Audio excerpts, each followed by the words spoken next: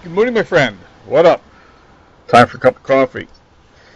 You know, I put up a post this morning from my good friend LisaKitter that said it's a great time to be alive in America. And it is. It's also a great time to be alive in history on the planet Earth. You know, despite all the negativity in the news, the planet is a safer place than it's been in many, many years, hundreds of years, maybe thousands of years.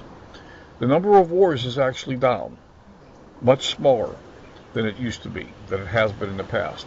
The homicide rate on the planet is down. The poverty rate is down.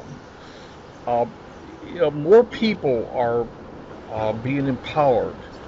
There's so many good things that are going on, and we fail to see the good because the news media focuses on the negativity. Turn off the news and just take a good hard look at what's really happening. It's a great time to be alive. And as I've said before, 1,700 people a day become millionaires in the United States. Now, being a millionaire isn't what it was, say, 100 years ago, because the value of money has gone down.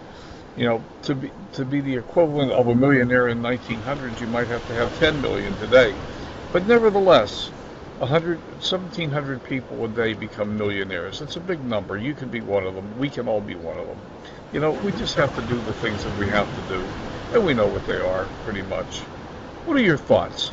Is this a great time to be alive? What do you think? Hey, that's all for today. This is Len.